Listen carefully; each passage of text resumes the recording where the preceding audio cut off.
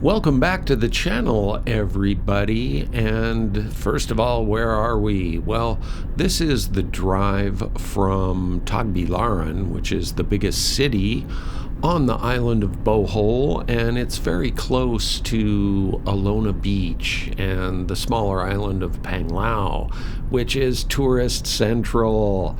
And in the city, you have the city amenities like the McDo and the Jollibee and the Burger King and the Island City Mall and the All Tourist Mall and all of the stuff that you get in the city. And this is a drive to the Guindulman Onda area where they have very nice beaches and province life. That's really where I spend most of my time on the island, and the Bohol Circumferential Highway just goes around the island. So, looking at the views here, this is a good opportunity to talk about transportation options when you're traveling around Bohol.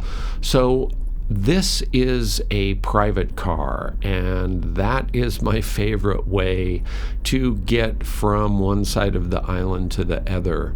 So this drive actually took around 2 hours, and I found a great deal on a private driver through a rental company that generally is just renting cars to tourists. And I think I only paid about 2,500 pesos, which is less than $50 for a slightly under 2-hour ride, which worked great for me. This is one of my favorite drives because you get to see kind of the province-y stuff and also the nice views of the ocean.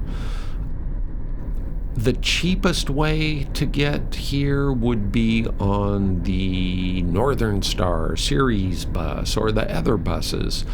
And you can make that trip for less than 200 pesos, which is just super, super cheap.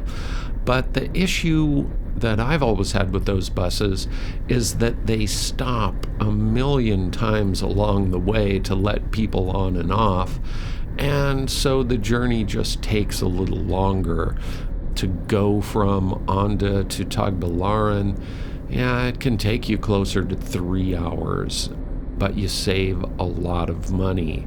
Now, the other way you can get there is in the minivans. And on these trips, you generally go to the bus station, which is right across the street from the Island City Mall in Tagbilaran, and you get on a big bus or a little minivan. And the thing about the minivans is that these guys drive like banshees. And that makes perfect sense because, first of all, they cram like 10 or 12 people into this little minivan with all of your luggage. And then they just go screaming down the highway. I mean, they are on the horn constantly. They are overtaking big trucks around blind corners. And of course, this makes sense because the more trips that they can make in a day, the more money they make.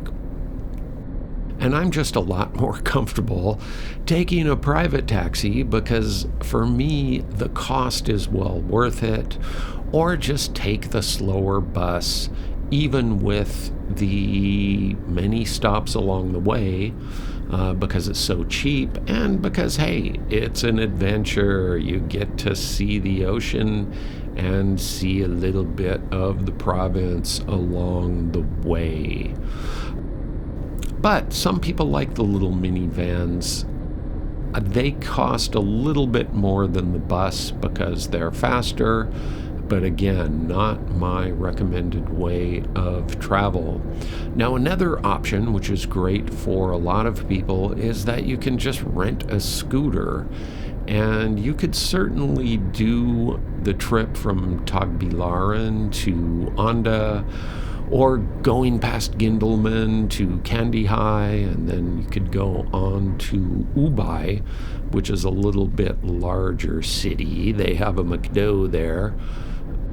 But unless you've actually ridden on a scooter a lot, I would just recommend renting a scooter if you're in the big city, if you're in Tagbilaran, or if you're hanging out doing the tourist stuff around Alona Beach, or you just want to rent a scooter while you're in Onda enjoying the beach life there. So there are a lot of options. Now, I've been going here since 2016, and normally I would go at least twice a year, sometimes 3 times a year, for between 2 and 3 weeks on each trip. But I recently retired from my day gig, so I just got back from a 10-week trip, and I arrived before the Middle East war started, and I left just after. So the impacts of increased fuel prices are very real in the Philippines. So, as the time of making this video, I think prices are going to be considerably more expensive. I really wish that I could get back maybe next month, maybe in July or sometime like that, because I have a Filipina partner and she's waiting for me, as she always does, out in the province around Guindulman.